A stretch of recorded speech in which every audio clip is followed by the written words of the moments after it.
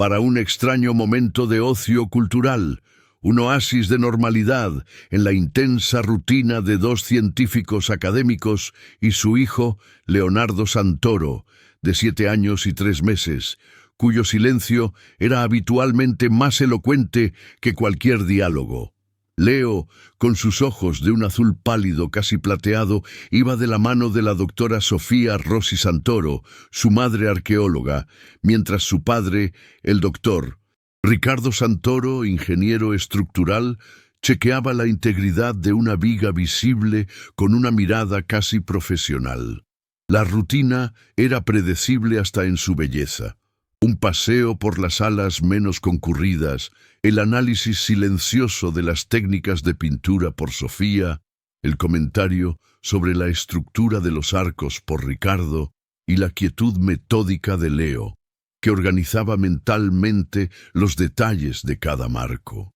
Sofía, con sus 38 años y el escepticismo cincelado de una arqueóloga de campo enfocada en la civilización etrusca, le estaba explicando a Leo la técnica del claroscuro en un lienzo cercano, cuando de repente él se soltó de su mano.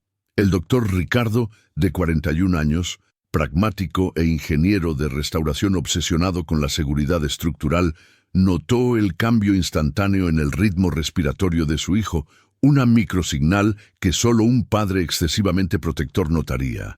Leo caminó de forma titubeante hacia la imponente obra El martirio de San Sebastián, c. 1617, de Giovanni Lanfranco, una pieza oscura y dramática que parecía absorber la poca luz ambiental. El evento desencadenante llegó de forma silenciosa, antes del pánico.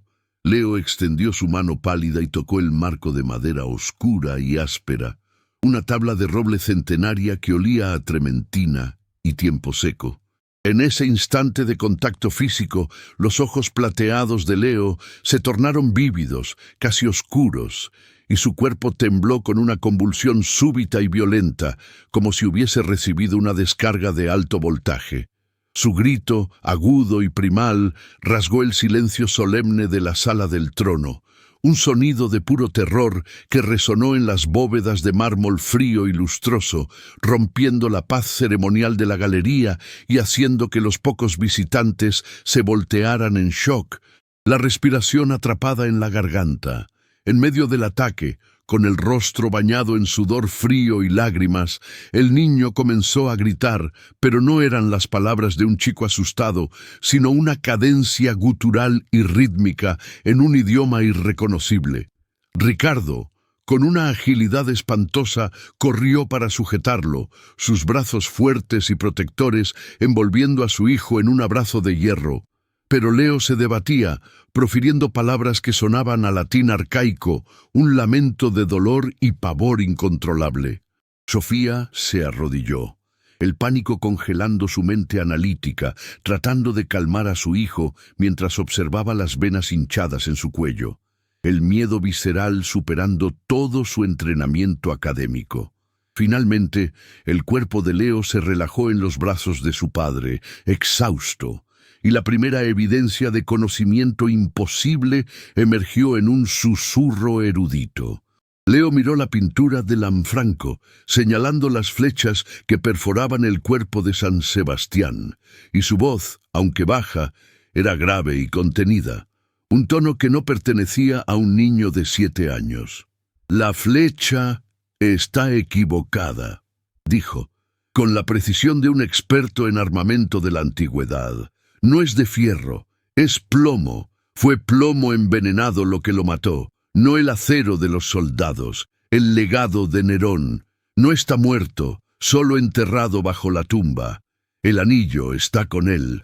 Mencionó el plomo con la misma certeza con la que hablaría de un juguete, y el silencio que siguió a su declaración fue más aterrador que el grito anterior, porque la información era tan específica como perturbadora. Pausa rápida. ¿De qué ciudad de Latinoamérica nos escuchas? Si esta apertura te enganchó, te atrapó, suscríbete y déjanos tu like. La reacción de los padres comenzó con la incomprensión inmediata, un bloqueo mental causado por el shock. Sofía, la arqueóloga, pensó en voz alta sobre la posibilidad de un libro infantil o un videojuego que su hijo pudiera haber visto, tratando de encajar la información bizarra en un contexto racional y controlable, una simple asociación fantasiosa. Leo, ¿de dónde sacaste eso? ¿Fue de un libro de mitos romanos que papá te dio?, preguntó, su voz temblorosa de forzar la normalidad. Ricardo, sin embargo, permaneció en silencio, el rostro pálido. Él sentía el olor del miedo químico que emanaba del cuerpo de su hijo, y sabía que el lenguaje y el tono excedían por mucho la simple imaginación de un niño. El silencio del padre evolucionó a la racionalización, mientras intentaba calmar a Leo con un abrazo más firme, la lógica tratando de retomar el control. Sofía puede ser sinestesia táctil, una sobrecarga sensorial. El toque en la madera antigua lo hizo imaginar una escena de muerte, dijo, pero la precisión del plomo envenenado le impedía realmente creer en sus propias palabras. La información era demasiado detallada para ser una simple fantasía. Leo, ya más calmado, comenzó a garabatear insistentemente el nombre Valerius Rufus Cotta en el reverso del boleto de la galería, llamándolo el portador del secreto, un nombre que no constaba en ningún libro de historia popular o de su estantería. La inquietud se instaló cuando salieron de la galería, la luz de la calle pareciendo extrañamente brillante después de la oscuridad de la sala del trono. Sofía tomó el garabato de su hijo, el nombre Valerius Rufus Cotta, escrito con la caligrafía todavía infantil, pero de forma compulsiva y repetitiva. Sintió un escalofrío, dándose cuenta de que, incluso con su vasta experiencia académica en historia romana, ese nombre era oscuro, casi ausente de los registros más comunes. El niño había accedido a una memoria histórica que no podía conocer, un detalle minúsculo pero preciso que desmantelaba su visión del mundo escéptica y científica, dejando una fisura de incertidumbre en su mente entrenada. «No manches, no lo puedo creer», pensó ella. La noche en la Vía Crescencio 25, en el barrio de Prati, fue tensa y silenciosa, salpicada solo por el ruido distante del tráfico romano y el olor familiar a café y libros. Mientras Leo dormía, exhausto, la madre y el padre se sentaron en la sala, el garabato del nombre Valerius extendido sobre la mesa de centro. Ricardo, el ingeniero, trataba de calmar a Sofía, pero él mismo no podía desviar la mirada del papel. La precisión del dibujo que Leo había hecho, una planta baja compleja y detallada, subtitulada como Cripta de Nerón, la puerta falsa, en el papel de un envoltorio de galletas, era estructuralmente coherente y aterradora. El gancho, la revelación clave, vino de la boca de Leo que, incluso dormido en la habitación contigua, murmuró una última frase en un sueño febril, su tono cambiando de la voz aguda de niño a la voz grave y erudita del desconocido. El anillo no es de Pedro, es del portador del secreto antes que él. Está con él, enterrado, para que el fin no llegara antes de la hora. El doctor Ricardo y la doctora Sofía se miraron, el miedo ahora mezclado con una intriga cinematográfica anclada en la realidad de la precisión arquitectónica e histórica. Aquel no era el fin del misterio, sino su violenta e irrevocable apertura, prometiendo revelaciones que irían mucho más allá de la salud mental de un niño, amenazando con sacudir la propia historia fundacional de Roma. Pero la revelación más perturbadora estaba aún por venir. El retorno a la residencia Santoro en la Vía Crescencio marcó el inicio de una investigación febril y privada, transformando el apartamento en Prati, en un búnker de estudio. Sofía y Ricardo se turnaban en las madrugadas. El sonido de los clics del ratón y el brillo azul de las pantallas de computadora reemplazando el silencio del sueño. Sofía se zambulló en los archivos académicos en línea, consultando bases de datos oscuras sobre el periodo romano y el martirio cristiano primitivo, buscando el nombre Valerius Rufus Cotta. Las conversaciones susurradas se hicieron la norma, una nube de tensión cerniéndose sobre el olor a café frío y pergamino digital, con el miedo a despertar a Leo y desencadenar otra crisis. La tensión conyugal se manifestó sutilmente, no en pleitos, sino en métodos opuestos de lidiar con lo inexplicable. Ricardo era el escéptico, el ingeniero que buscaba causas ambientales o médicas, usando su lógica estructural para deconstruir el fenómeno. Debe haber visto un documental raro en YouTube, Sofía. Esa sinestesia suya está confundiendo la ficción con la realidad. Vamos a agendar una resonancia magnética. Sofía, por otro lado, estaba más abierta a la imposibilidad. La arqueóloga que había aceptado la precisión de la descripción del plomo envenenado y ahora buscaba compulsivamente la fuente de la información, defendiendo la posibilidad de que su hijo hubiese accedido a una memoria histórica real. La segunda evidencia rompió el escepticismo de Ricardo de forma inesperada. En la habitación de Leo, en medio de juguetes organizados por edad y peso, un manierismo obsesivamente metódico del niño, encontró un pequeño objeto escondido bajo la base de un pilar de mármol del siglo XIX. Era un pequeño fragmento de mosaico, midiendo aproximadamente 2.5 imes, 3.8 centímetros, hecho de esmalte, vidrio opaco, en tonos profundos de verde esmeralda y azul cobalto. Leo afirmó haberlo encontrado allí, a pesar de que la familia vivía en el apartamento hacía 5 años y nunca había notado el artefacto. El artefacto era un objeto físico que aterrizaba el misterio en la realidad tangible. Ricardo lo tomó, y la descripción sensorial completa del fragmento reveló su naturaleza. El mosaico era duro, frío, y el borde de la rotura no era liso, sino rugoso y oxidado, mostrando una pátina de casi 2 milenios. Había una mancha rojo oscura y seca en uno de los bordes, contrastando drásticamente con el verde esmeralda, y bajo la ampliación de una lupa de ingeniería, la madre pudo distinguir que los colores formaban la minúscula parte de un ojo humano. El peso de la pequeña tesela era sorprendentemente denso, incompatible con el vidrio moderno. Ricardo, con su expertise en integridad estructural, examinó la forma en que el fragmento se había roto. Confirmó que la fractura era antigua y no coincidía con ningún material de construcción o decoración presente en el apartamento o en el barrio de Prati, datado del siglo XIX. La imposibilidad física de que el objeto se hubiese manifestado bajo un pilar moderno en su propia casa fue el catalizador que rompió su escepticismo.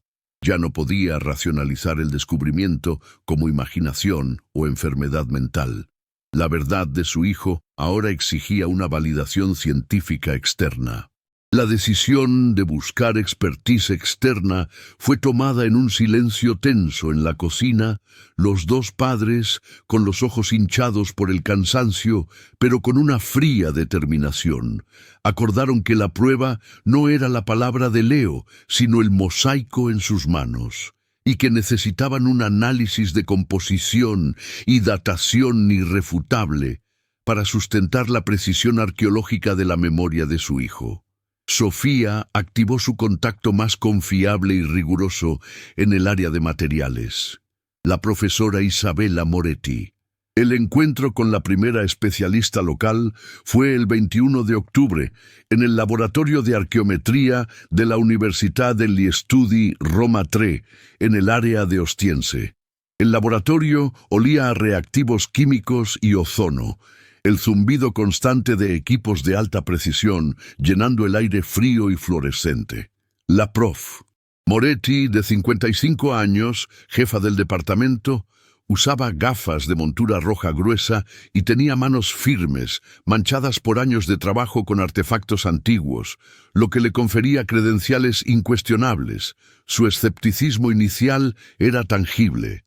Miró el fragmento de 2.5 Imes 3.8 Mastenteveru con un escrutinio profesional y frío, escuchando la historia de Leo con un aire de desdén contenido, categorizándola internamente como esoterismo parental. Accedió a realizar las pruebas solo por respeto a su colega y exalumna, Sofía, pero dejó claro que el resultado sería probablemente la datación del fragmento como un objeto decorativo del siglo XX. El mosaico era demasiado pequeño para un análisis concluyente, afirmó, la frente fruncida en duda académica. El proceso de examen técnico detallado comenzó con la microscopía de luz polarizada, PLM, donde Moretti observó la estructura interna del vidrio. Luego, colocó la pequeña tesela bajo la fluorescencia de rayos X, XRF, un equipo de alta precisión cuyo display verde-azul emitía un brillo intenso en el laboratorio oscuro. El XRF analizaría la composición elemental del vidrio, buscando la firma química que podría datar el material con precisión científica. El zumbido alto del equipo sonaba como un tambor en la tensión de la sala. Los padres observaron el monitor. El doctor Ricardo, el ingeniero, quedó fascinado por la precisión del protocolo científico. La pantalla del XRF comenzó a trazar un gráfico, mostrando picos inesperados. La perplejidad comenzó a apoderarse del rostro austero de la profesora Moretti. Los resultados primarios revelaban una alta concentración de plomo, Pb, y antimonio, Sb, un agente opacificante que era la firma química innegable de esmalti de altísimo lujo del primer siglo d.C., una técnica rara usada en la corte imperial. La tesela era, innegablemente, un fantasma físico de 2000 años. Lo imposible se estaba volviendo fáctico. El shock los silenció a los tres. Moretti se quitó las gafas y se frotó los ojos, encarando el fragmento de mosaico sobre la placa de vidrio con una tensión creciente. El análisis técnico acababa de contradecir la lógica histórica. «Doctora Santoro», dijo, la voz seca fallando ligeramente, «el material es una anomalía fuera de contexto. No es solo del siglo I, es técnicamente del periodo imperial de Nerón. La cuestión es, ¿cómo un objeto de este tipo, con una composición tan rara, apareció debajo de un pilar del siglo XX en Prati? Es arqueológicamente imposible». El escepticismo había sido reemplazado por una perplejidad académica que exigía respuestas inmediatas. «¡Qué quilombo! ¡Qué problema!», pensó Sofía. Lo que descubrieron a continuación desafiaría todo lo que la ciencia conocía. La confirmación de la profe Moretti de que el fragmento era un fantasma físico del siglo I.C., detonó una nueva fase en la investigación, transformando la búsqueda de ayuda médica en una misión arqueológica de alto riesgo. Los resultados de análisis técnico fueron claros y perturbadores. La profesora Moretti entregó a Sofía un informe formal destacando la alta concentración de plomo y antimonio en el esmalti, datos específicos que garantizaban una datación de aprox $2000 años, con un margen de error de CPM $35 años. Para el mundo académico, el fragmento era una pieza de altísimo valor histórico, pero su ubicación de origen permaneció un misterio insoluble, probando que la memoria de Leo no era imaginación, sino un acceso directo a un evento de 2 milenios. La reacción emocional auténtica de la especialista fue lo que selló la convicción de Sofía. Moretti, una mujer de rigor científico legendario, estaba visiblemente afectada, sus labios finos y apretados. «Este fragmento», admitió con la frente fruncida en frustración, «no es solo antiguo, es la firma de un crimen del 68 de Cristo en un pedazo de vidrio. Su hijo describió un asesinato de Estado y, técnicamente, este objeto estaba allí. No ofreció ninguna explicación, pero su perplejidad humana, el temblor en sus manos manchadas de reactivos, fue la validación que Sofía necesitaba para trascender el escepticismo y abrazar la verdad de su hijo. Motivada por esta validación científica, la doctora Sofía se lanzó a una investigación nocturna exhaustiva en los archivos de la Università Sapienza, buscando cualquier conexión entre el nombre Valerius Rufus Cotta y el martirio cristiano. Después de días y noches inmersa en códices digitalizados y registros microfilmados, hizo el descubrimiento de un documento histórico que corrobora la narrativa de Leo. Gracias a un contacto antiguo, el padre Alessandro Conti, archivista emérito, accedió secretamente a una copia microfilmada de un registro de propiedad eclesiástica del final del siglo XVI. La descripción física del documento era crucial para la credibilidad. El documento, datado de 1589, era un registro de demolición y sellado. La imagen granulada y pálida en el lector de microfilmes mostraba la caligrafía pomposa de la época. El contenido relevante mencionaba la demolición y sellado de una cámara subterránea antigua bajo el área del obelisco, conteniendo vestigios heréticos y materiales de Valerius. El papel estaba amarillento, la tinta parda casi desvanecida, pero el nombre Valerius era inconfundible. Esta fue la conexión explícita que aterrorizó a Sofía. La mención de Valerius y la ubicación bajo el obelisco.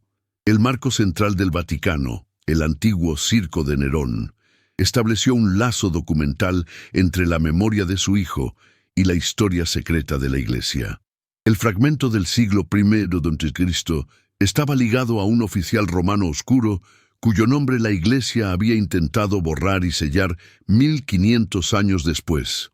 La memoria de Leo, que temían que fuese patológica, era, en realidad, un registro histórico que desafiaba la narrativa oficial. El peso de esta imposibilidad inminente amenazó con romper el núcleo familiar, precipitando una crisis de fe en todo lo que conocían. El doctor Ricardo, confrontado con la prueba del mosaico y el registro de 1589, retrocedió a la protección de su hijo, el pragmatismo protector manifestándose. No me importa lo que diga la ciencia, Sofía. Es muy peligroso. Si la Iglesia selló esto por una razón, no vamos a desenterrar el trauma de nuestro hijo.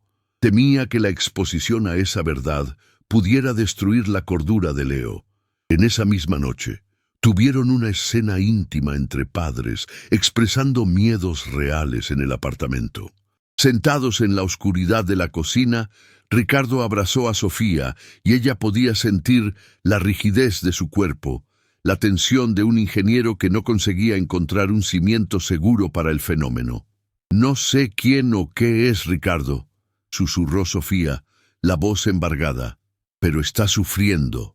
Si Valerius lo está llamando, es porque el secreto no está completo, y necesito saber si mi hijo está siendo usado para corregir la historia». La vulnerabilidad de la criatura se manifestó de forma dolorosa. En una crisis a la mañana siguiente, Leo no gritó en latín, sino en su voz normal, llorando y confundido, encogido bajo la mesa de centro. «Yo no soy Valerius, yo soy Leo. ¿Por qué me hacen ver el fuego y el olor a aceite quemado? Necesito ayuda, mamá. La pared tiene que caer para que Valerius pare de mostrarme la oscuridad». El sufrimiento real del hijo hizo de la investigación una necesidad moral, no solo académica. El pedido de ayuda de Leo fue el punto de inflexión. Los padres, unidos por el instinto protector, tomaron la decisión de continuar investigando, pero con un enfoque nuevo. Usar la expertise de Ricardo para confirmar la anomalía estructural descrita por Leo. Irían más allá de los libros y de la química. Irían a la ingeniería forense. El miedo a la iglesia o a la persecución fue superado por el miedo a la pérdida de su hijo por un trauma de 2000 años. La preparación para la validación definitiva comenzó. El doctor Ricardo, con una expresión fría y determinada, pidió prestado un georradar, GPR, de alta frecuencia a su empresa, con la excusa de un proyecto de mapeo de cimientos en un barrio histórico. Usaría la precisión de su ciencia para verificar las coordenadas 42-54-07.9, N 2.27.27.6, que Leo había garabateado en el mapa. Necesitaban una autoridad internacional para dar peso innegable a la historia y necesitaban prueba estructural. Esa noche tomaron la decisión que lo cambiaría todo. La vía Crescencio 25 se convirtió en la zona cero de una crisis. El doctor Ricardo Santoro, el ingeniero pragmático, tenía ahora una misión que trascendía su profesión: probar la existencia de una cámara secreta del siglo I de Cristo en un área controlada por el Vaticano. Disfrazado de un mapeo de rutina, utilizó el georradar, GPR, de alta frecuencia. La escena era tensa. Bajo la niebla fría de la madrugada del 25 de octubre, él y Sofía operaban el equipo en el área indicada por las coordenadas que Leo había garabateado: 41-54-07.9, N 12-27-27.6. El resultado del escaneo GPR fue la validación más aterradora de la memoria de Leo. La pantalla del display de Ricardo, usualmente una sinfonía de datos estructurales claros, comenzó a parpadear en rojo.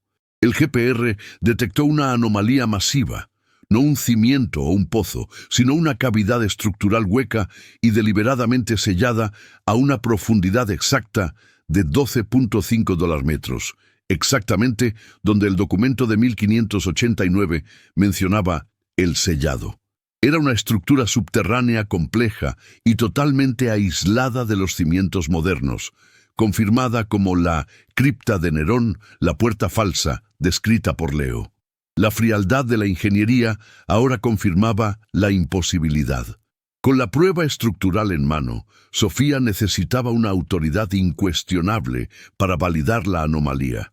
Contactó a la doctora Elena Popescu, una geofísica y sismóloga rusa, mundialmente famosa por sus técnicas no invasivas de mapeo arqueológico.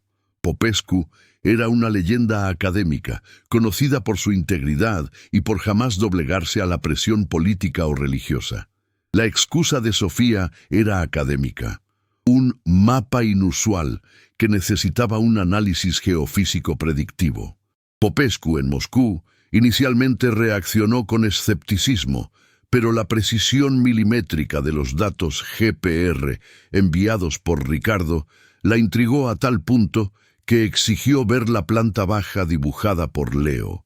La primera amenaza sutil llegó a la noche siguiente, agitando el miedo real de una investigación vigilada. Un email codificado llegó a la bandeja de entrada de Sofía, proveniente de una cuenta burner del padre Alessandro Conti. El mensaje era corto, enigmático y aterrador. El material de Valerius debe permanecer en reposo. Fui reubicado. No preguntes por mí. Fugite celeriter. Huyan rápido. Ricardo miró por la ventana, la adrenalina helando sus venas, y vio una van oscura, sin placas, estacionada por algunos minutos en la esquina de la vía Crescencio 25. El Vaticano, o alguien, estaba consciente de que estaban excavando donde no debían. Aguas, cuidado. El encuentro con la doctora Popescu ocurrió el 28 de octubre en la discreta biblioteca casanatense. Popescu, con su austeridad militar y ojos de un gris penetrante, observó el mapa de Leo y el informe GPR de Ricardo. Su escepticismo inicial se desmoronó. La precisión de la planta baja no es la de un niño, es la de un restauratore de la era de Constantino.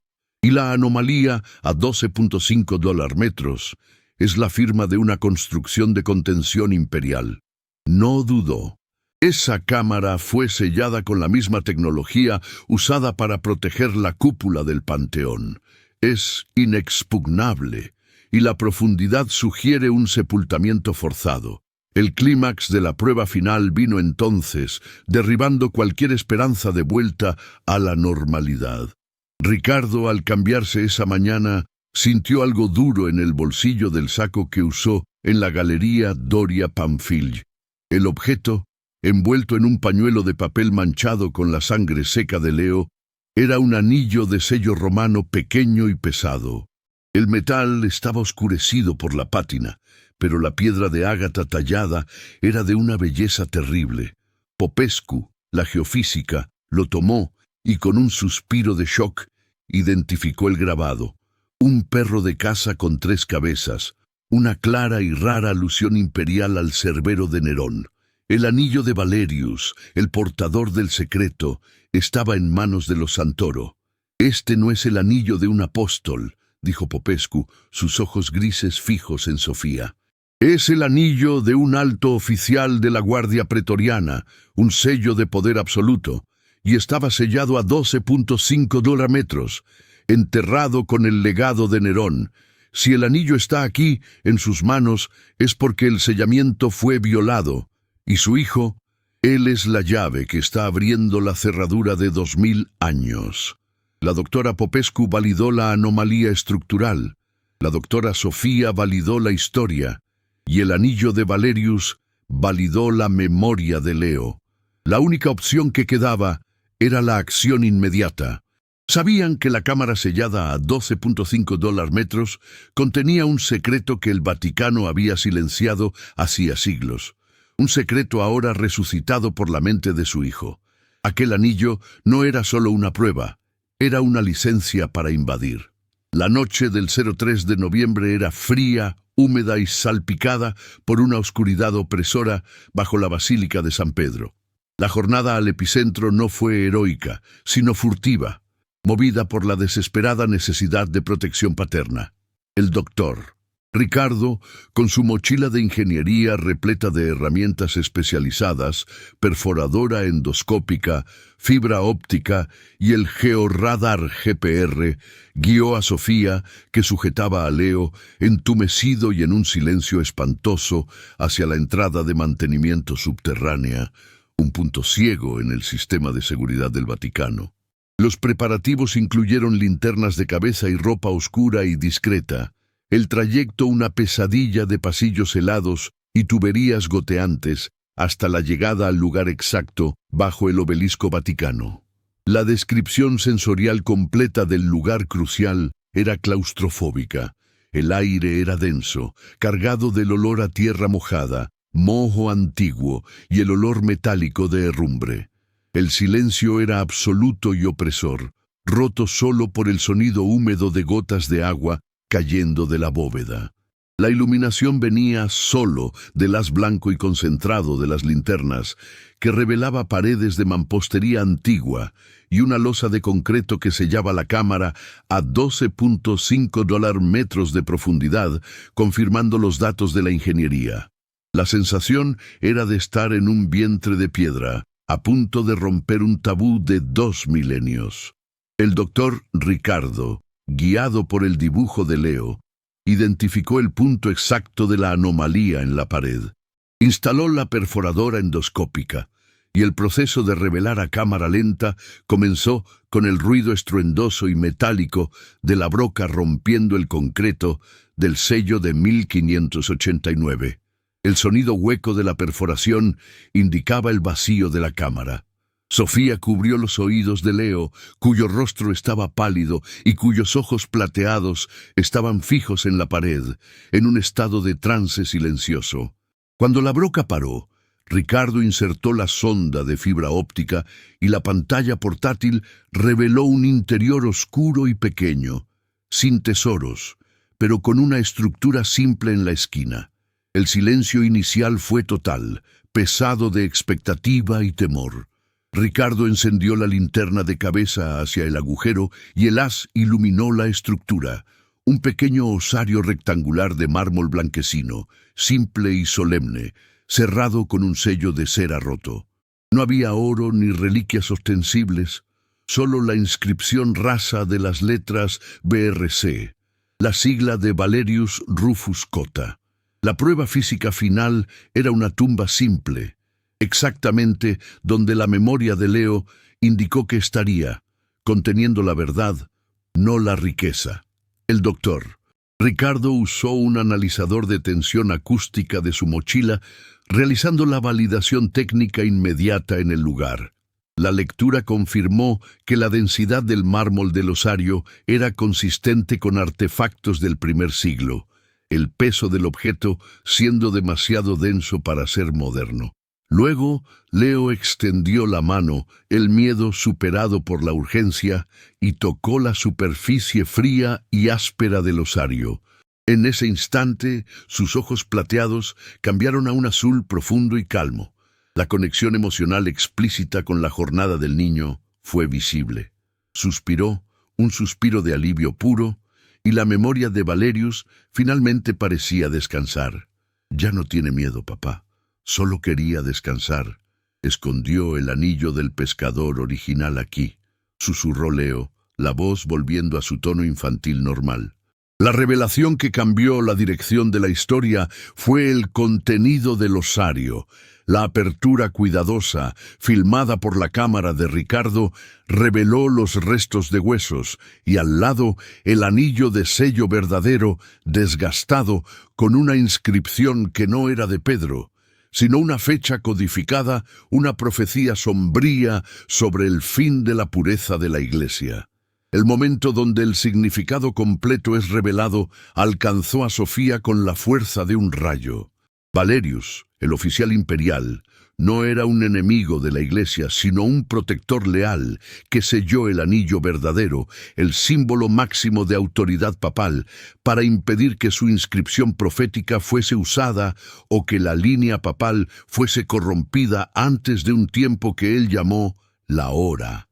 La verdad era que la Iglesia había sellado el anillo, y el cuerpo, por seguridad y para proteger la fe, no por malicia.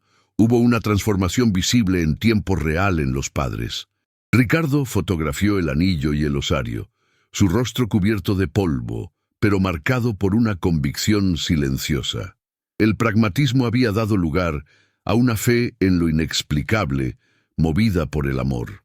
Sofía, la arqueóloga, ahora guardaba el fragmento de mosaico y las fotos del anillo, comprendiendo que la verdad era más profunda y más humana que cualquier dogma.